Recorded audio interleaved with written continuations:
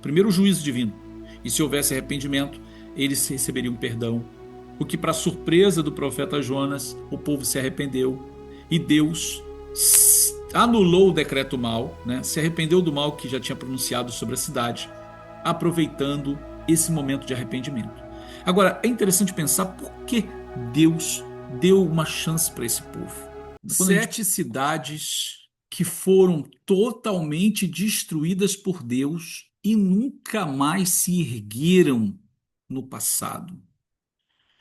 E para entendermos as coisas que estão acontecendo nesses últimos dias, é muito importante a gente olhar lá para o passado e ver a maneira como Deus tratou essas nações, tratou esses reinos através do seu juízo. E existe uma delas que foi destruída por Deus fisicamente, mas permaneceu espiritualmente até os dias de hoje. E o seu juízo também já está determinado para ocorrer muito, muito em breve.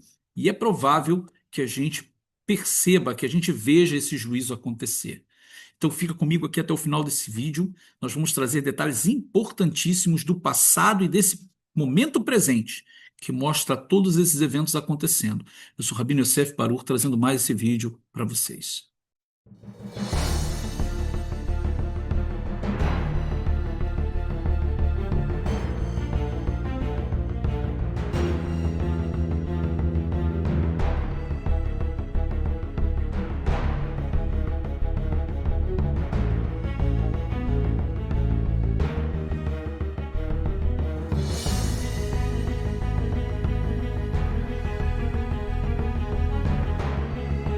Shalom, shalom, queridos Haverim, estamos de volta aqui no nosso canal com mais um vídeo para vocês. E hoje trazendo esse vídeo com um tema tão especial, esse tema sobre as cidades do passado em que sofreram o juízo divino, né? Coisas que Deus fez no passado de uma maneira tão estrondosa, tão terrível, mostrando o seu grande poder e a sua grande justiça sobre a humanidade, principalmente quando nações como estas que vamos ver afrontaram a Deus pessoalmente, receberam esse juízo divino, ou quando afrontaram, enfrentaram ou perseguiram o povo de Deus, o povo de Israel. E nós vemos um reflexo desse mover espiritual do passado e do próprio juízo de Deus agora, nos últimos dias. Estamos vivendo um tempo profético, queridos. Estamos vivendo um tempo de grande atenção espiritual, onde devemos realmente ouvir a voz de Deus e os ecos do passado. Aqui eu convido você a estar conosco, porque nós vamos ver coisas impressionantes aqui hoje nesse shiur. Quero pedir a você que já deixe o seu like aqui no nosso vídeo. Você sabe que é muito importante. Então, desde agora, clica no like aí, no Ahavt, no joinha, né, no gostei. E se você não é inscrito aqui no canal, se inscreve, né, e comenta. Você tem a liberdade de comentar o que você acha, como você vê tudo isso, né? Se você já tinha pensado no que nós vamos falar aqui, deixe o seu comentário. E o mais importante de tudo que sempre pedimos é que você compartilhe o vídeo, porque ao compartilhar o vídeo você nos ajuda nessa obra espiritual de transmitir a palavra de Deus. Porque esse é um dos maiores objetivos que temos, é de, cumprindo os mandamentos de Deus, anunciar a Torá, os mandamentos de Deus e o testemunho de Yeshua, o verdadeiro e único Messias de Israel. Então, vamos lá, vamos ao nosso shiur de hoje. Como temos sempre preparado um material com muito carinho para vocês, nós, como anunciamos, né, esse shiur que fala sobre as 7 cidades bíblicas que Deus destruiu e nunca foram reerguidas. Ou seja, elas amargaram o juízo divino, elas experimentaram a ira de Deus. As Escrituras registram cidades inteiras que desapareceram da história por causa do juízo divino. Algumas são conhecidas e outras quase ninguém menciona. Hoje você vai conhecer 7 cidades destruídas por Deus que nunca foram reerguidas. E a última é tão famosa nas Escrituras que quase ninguém está prestando atenção no que está para acontecer. Então é muito importante você colocar a sua atenção aqui hoje. Essas cidades não foram apenas derrotadas por guerras humanas, segundo o texto bíblico, elas sofreram juízo direto, tornando-se sinais permanentes de advertência. Vamos analisar cada uma com base exclusiva nas Escrituras, sem especulação. Então vamos lá, vamos olhar para essas cidades e já desde o princípio são cidades que você já conhece, cidade de Sodoma, conforme consta ali no Sefer Bereshit, o livro de Gênesis, capítulo 19, do 24 ao 28, Sodoma foi destruída por fogo e enxofre vindo dos céus. As Escrituras descrevem uma destruição imediata, sobrenatural e total. Deuteronômio e Isaías afirmam que a terra se tornou estéril, incapaz de restauração. A cidade de Sodoma nunca foi reerguida e passou a ser símbolo eterno de juízo. Você vai lembrar do que aconteceu quando o nosso Deus ele falou com o nosso pai Abraão sobre a cidade de Sodoma e Gomorra e as cidades circunvizinhas que estavam afrontando a Deus. E quem vivia lá? O justo Ló, o sobrinho do nosso pai Abraão, com a sua esposa e suas filhas. E esse justo Ló, né, um homem justo, que afligia a sua alma todos os dias, conforme a Brit Hadashah nos diz, ele vivia nessa cidade tão ímpia, tão pecadora, não porque ele gostava da impiedade, mas porque, ao escolher as campinas por causa do seu gado, ele acabou se surpreendendo com a maldade da cidade, de modo que ele depois não conseguiu sair mais dela. Mas todos os dias ele se afligia por isso. E Deus, com a sua grande bondade e misericórdia, envia os seus anjos lá para tirar Ló e a sua família de lá. Lamentavelmente, claro, a sua mulher, ela acabou sendo transformada numa estátua de sal, conforme o texto bíblico, e hoje é comprovado nas regiões de Israel, da onde está o Mar Morto, da grande quantidade, o nível de sal. Você tem vários pilares de sal que são comparados à mulher de Ló, né, daquele evento, daquele juízo. Agora, tudo isso por causa dela ter demonstrado um apego ao costume da cidade e ter desobedecido à ordem divina, que era não olhar para trás.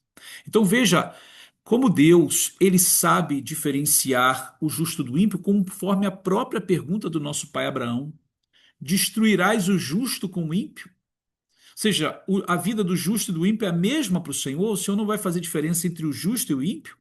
E claro que a resposta divina, ela é que não, né? Deus não vai destruir nunca o justo junto com o ímpio.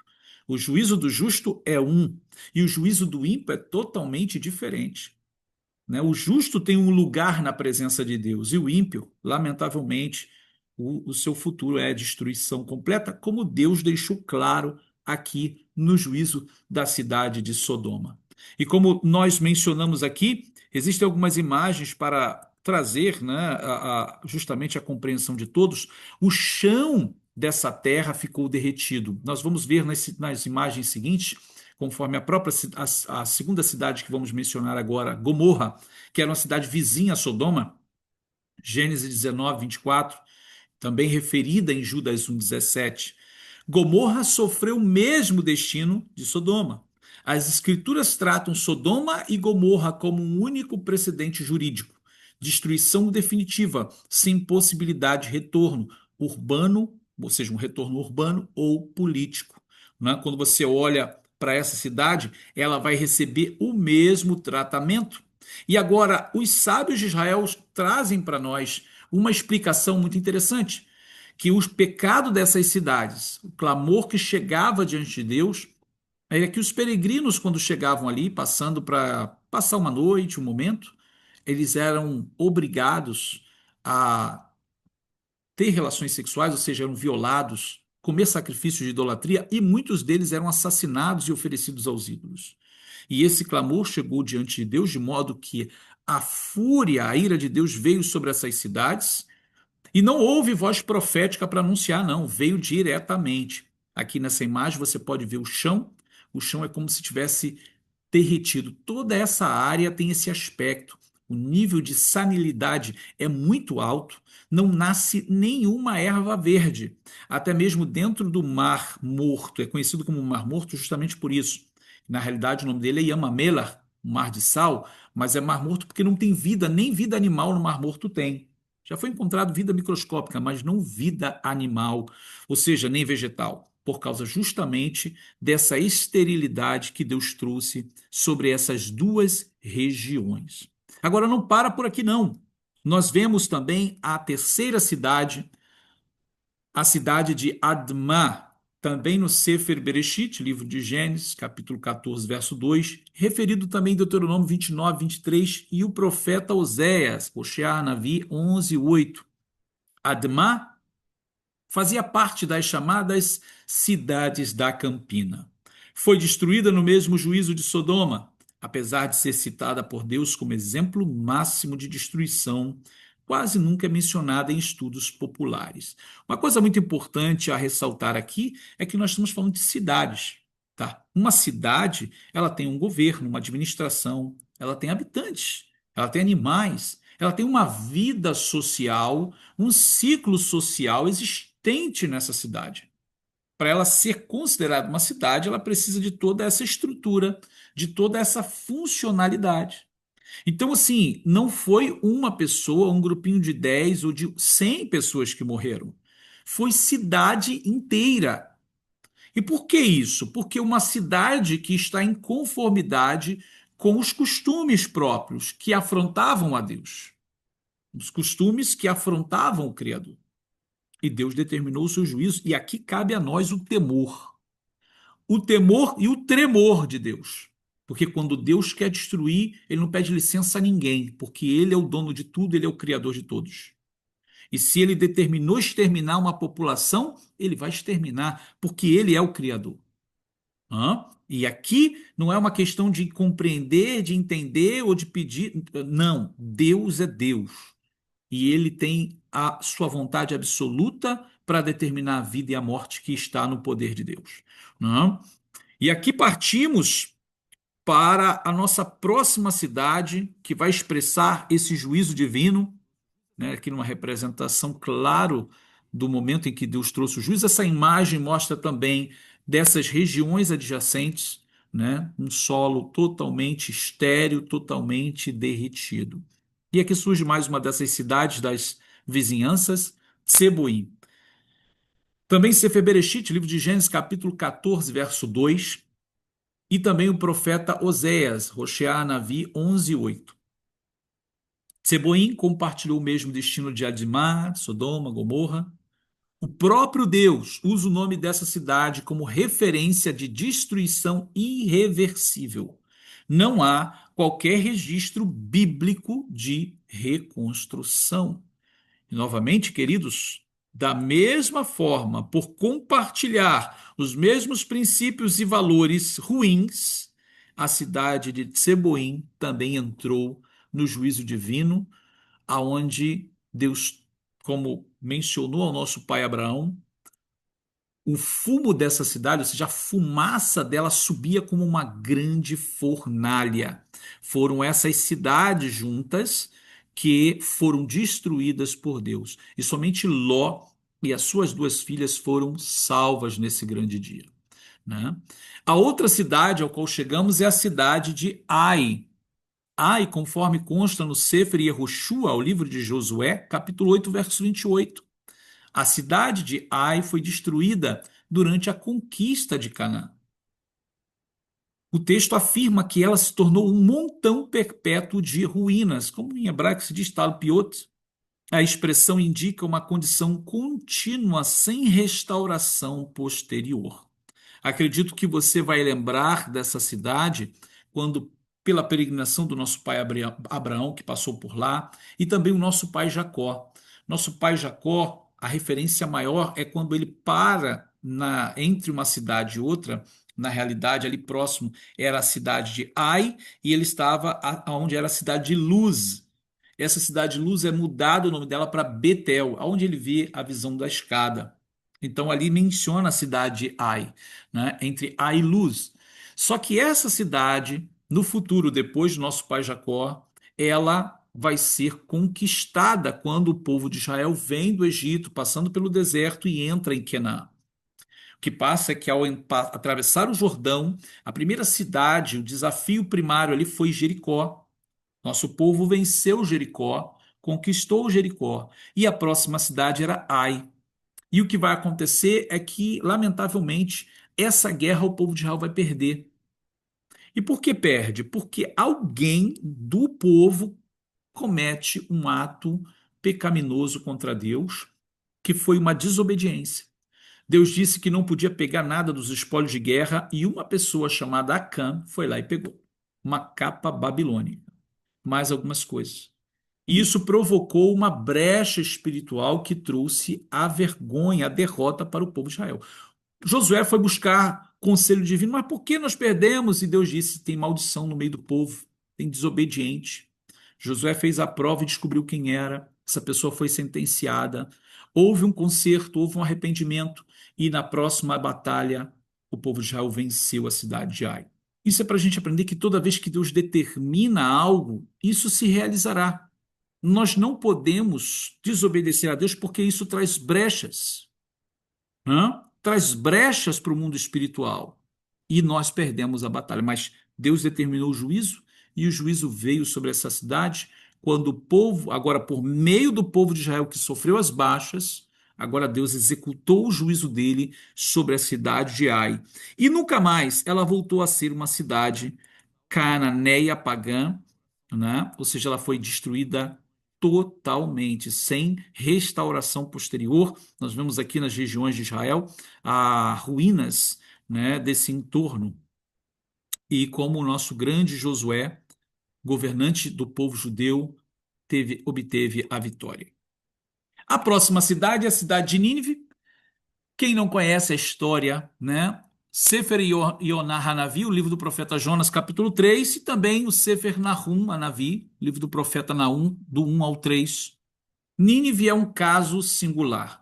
O juízo foi suspenso temporariamente por arrependimento, mas após reincidência, o profeta Nahum anuncia sua destruição total. Depois disso, Nínive desaparece como centro urbano relevante. Então, acredito que você vai lembrar comigo aqui da história, né, como Deus usou o profeta Jonas para ir lá levar uma mensagem de arrependimento. No princípio, ele estava muito relutante, tentou fugir da presença do Eterno, e aí um grande peixe o engoliu e o levou até a praia lá da região, aonde ele saiu e foi até Nínive. Chegando lá, ele anuncia o arrependimento, primeiro o juízo divino, e se houvesse arrependimento, eles receberiam perdão. O que, para surpresa do profeta Jonas, o povo se arrependeu e Deus anulou o decreto mal, né? Se arrependeu do mal que já tinha pronunciado sobre a cidade, aproveitando esse momento de arrependimento. Agora, é interessante pensar por que Deus deu uma chance para esse povo. Quando a gente para analisar que Nínive era a capital do grande império assírio e a região da Assíria, que é a mesma região da Babilônia, que vai ser conquistada pela Babilônia depois, a Assíria foi o lugar aonde as 10 tribos do norte de Israel foi levada. Quando Deus estabeleceu o juízo sobre as tribos do norte de Israel, elas foram levadas pelo Império Assírio para a região assíria. E lá elas foram cuidadas, lá elas viveram lá nas províncias da Síria.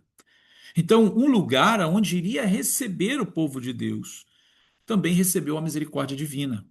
Além desse território, o que vai acontecer no futuro é que a Babilônia toma o Império Assírio, derrota o Império Assírio, e toda aquela região da Síria passa a ser território babilônico. O que depois Babilônia vem, leva o território sul de Israel, no caso o reino de Judá, e leva para a Babilônia. Então, naquela região ficou ali todo o povo de Israel habitando. De certa forma, Deus trouxe um momento de misericórdia para eles também. A outra nação que recebeu o povo de Deus foi o Egito, né? Quando, na época do nosso pai Jacó, que desceu com todos e ali habitaram por um tempo. Então, essas duas nações recebem promessas para o fim dos dias, com promessas de bênçãos também. Tá? Mas é muito importante a gente entender que, no primeiro momento, eles receberam a misericórdia de Deus, o perdão de Deus. Mas por causa do tempo de uma vida de oposição a Deus e de pecado, Deus trouxe o juízo através também de uma voz profética, e nesse caso aqui pelo profeta Nahum. Como nós mencionamos, Deus, ele estabelece o juízo, a misericórdia e cumpre os seus propósitos. Ou seja, Nínive desapareceu como uma cidade imponente que era, deixou de ser o que era por conta do juízo divino. E chegamos à cidade da qual mencionamos que ela está lá no passado, mas o seu espírito permanece, a Babilônia, a mais famosa, que quase ninguém percebe, conforme Isaías 13, Jeremias 50 e 51. Babilônia é conhecida, mas poucos percebem isso. As escrituras profetizam que Babilônia perderia seu poder, sua glória e sua centralidade. Ela foi destruída de forma progressiva até se tornar ruína. Nunca mais voltou a ser um império, nunca mais governou as nações. As cidades modernas próximas não são Babilônia restaurada. Então, só para a gente entender aqui, a Grande Babilônia, na época de Nabucodonosor, que conquistou o mundo, Deus deu a ela os reinos do mundo, ela foi destruída, ela foi totalmente aniquilada, foi vencida pelo Império Persa. Agora, que coisa interessante é que todo o espírito que envolvia esse povo e essa cidade, ele permaneceu. Ou seja, a cidade foi destruída, mas esse espírito ele permaneceu. E ele chegou até os dias de hoje, que nós vamos ver aqui como ele se estabeleceu hoje e aonde ele está. Mas essa cidade, como centro imperial, deixou de existir plenamente. Por quê? Porque Deus é aquele que estabelece os reis e ele demove os reis. Ele remove os reis do seu lugar.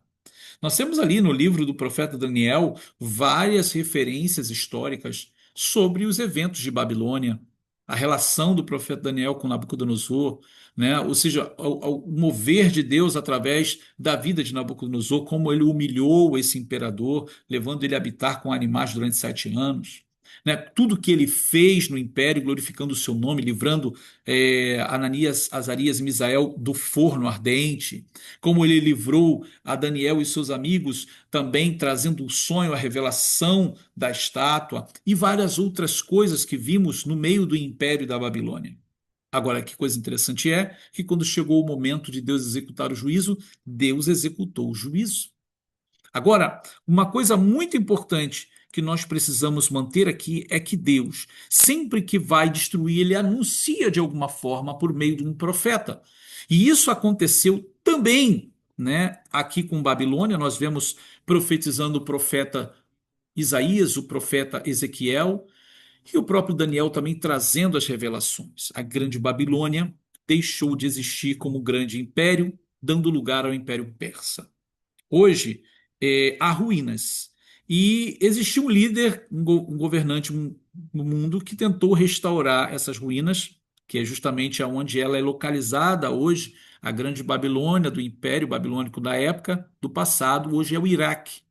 E você está vendo aqui ruínas dessa cidade, Babilônia, e uma tentativa que Saddam Hussein ele tentou reconstruir Babilônia, mas não conseguiu. Inclusive mandou colocar o nome dele ao lado do nome de Nabucodonosor em alguns lugares achados arqueológicos. Mas toda a pretensão humana falha diante do poder de execução e de juízo de Deus. Tá? E o que nós vemos hoje? Esse espírito da Babilônia transpor os séculos, os milênios, né? E ser refletido em outro império, o Império Romano. Esse espírito babilônico, ele toma posse, ele influencia o Império Romano. Portanto, o Império Romano é considerado a Babilônia espiritual. Essa Roma imperial, ela dá lugar a uma Roma espiritual, a uma Roma papal. E todos nós conhecemos todos esses significados e esses símbolos, da qual os reis da terra se prostituem com ela. Ela foi edificada sobre 7 montes, e isso é refletido no livro de Apocalipse através de uma mulher vestida de púrpura escarlate, que é uma prostituta sentada sobre uma besta. E conforme diz o texto, ela está embriagada com o sangue dos santos, e é com ela que os reis da terra se prostituíram. Veja, nesse verso 4, diz: E a mulher estava vestida de púrpura e escarlate, e adornada com ouro e pedras preciosas e pérolas, e tinha na sua mão um cálice de ouro cheio das abominações e da imundícia da sua fornicação. E ela é chamada de A grande Babilônia, a grande prostituta, a meretriz, que se prostituíram todos os reis da terra, a mãe das abominações. É um reflexo da Roma imperial que é mantido nessa Roma espiritual, até mesmo nas suas cores. Veja, do próprio Império Romano, vestindo púrpura, vestindo escarlate. Então, da mesma forma como a Roma imperial vestia púrpura e escarlate, também essa mulher está vestida de púrpura e escarlate, e a própria Roma papal, a Roma religiosa cristã, ela também veste púrpura e escarlate. Olhamos isso nos bispos, nos padres, nos papas. Aham. E quando você olha isso, é impossível não comparar, é impossível não ver esse mesmo reflexo nos dias de hoje. Agora, é interessante entender que nós estamos falando não da nação de Roma, não do povo italiano, mas estamos falando do espírito que opera. O mesmo espírito que operava na cidade, no grande império babilônico, operando também no presente. Agora veja que a sede desse império é chamada Babilônia. E segundo o próprio Sefer Hitgalut, está escrito que virá a destruição, conforme a Sefer Hitgalut, Apocalipse 18:10, estando de longe, pelo temor do seu tormento, dizendo: ai, ai daquela grande cidade de Babilônia, aquela forte cidade, pois em uma hora veio o seu juízo. Então está claro que espiritualmente essa cidade também vai receber o juízo divino. E nós trazemos, queridos, todas essas ilustrações e informações para vocês, porque o tempo que estamos vivendo é um tempo muito significativo. Nós estamos vivendo o tempo de acordos de paz, conselho de paz entre as nações, entre os povos árabes e o povo de Israel. Nós temos conflitos e guerras, guerras para que seja produzida a paz que o mundo deseja. Temos projetos nacionais de melhorar a economia do mundo. Nós temos avanço tecnológico na robótica, na inteligência artificial, avanço para o espaço, todas as coisas que envolvem um cenário profético, bíblico, que aponta para os últimos dias. E isso diante dos nossos olhos, vendo que o mundo está imerso, mas imerso nessa influência da Babilônia espiritual, que não estou falando aqui somente do cristianismo pagão, paganizado, mas eu estou falando do espírito da Babilônia que leva as pessoas a se prostituírem, a se drogarem, a estarem aniquilados da realidade através das telas, do telefone, das redes sociais, né? Ou seja, dessa teia de sedução que existe no mundo. O que nós devemos fazer, o que nós devemos ser, o que nós devemos viver.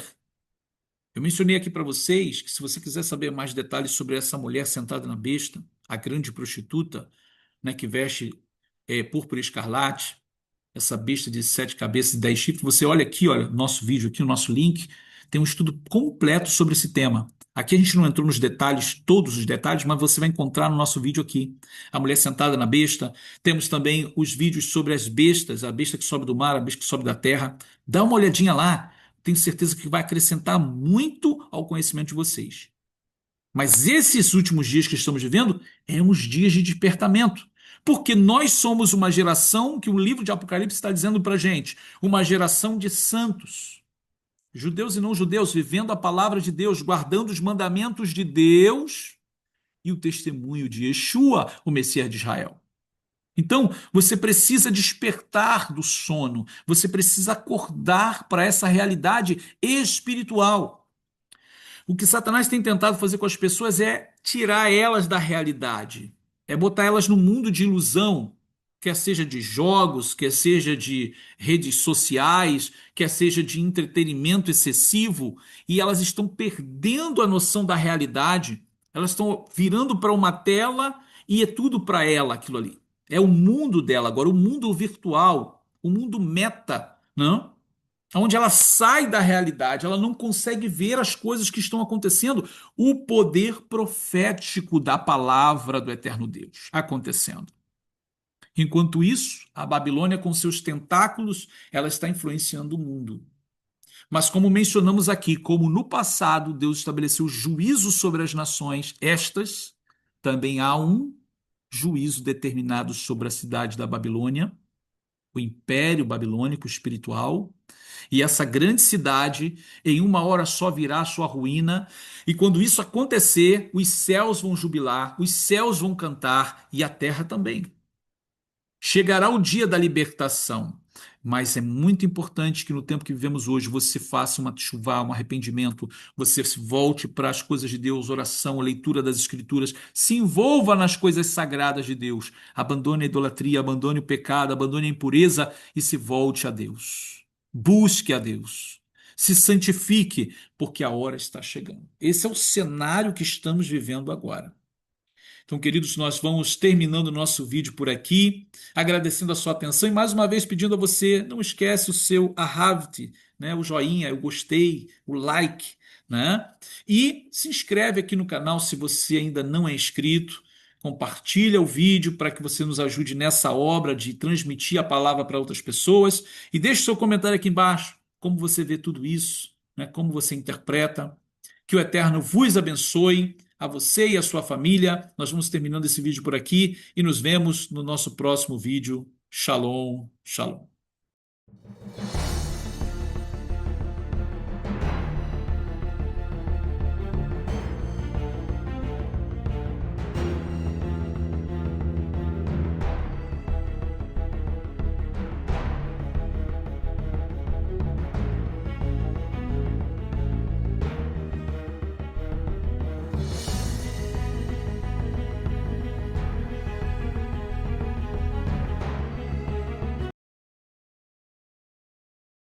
Quantas vezes você já buscou um lugar seguro para aprender judaísmo messiânico e acabou frustrado? A verdade é que muita gente passa por isso, e talvez você também. Por isso existe a comunidade do Rabino Yosef Baruch, um espaço onde você encontra clareza, propósito e pertencimento. Aqui você encontra uma plataforma moderna, organizada e feita para quem quer entender de verdade Shabat, festas bíblicas, como usar o Sidur, liturgias e mitzvot e rotina da vida judaico-messiânica e muito mais. Tudo explicado de forma clara, acessível e com base na tradição rabínica, alinhado ao testemunho de Yeshua.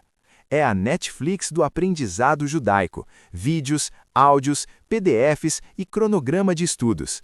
É uma jornada de reencontro, um caminho que fortalece, amadurece e reconecta você às suas raízes.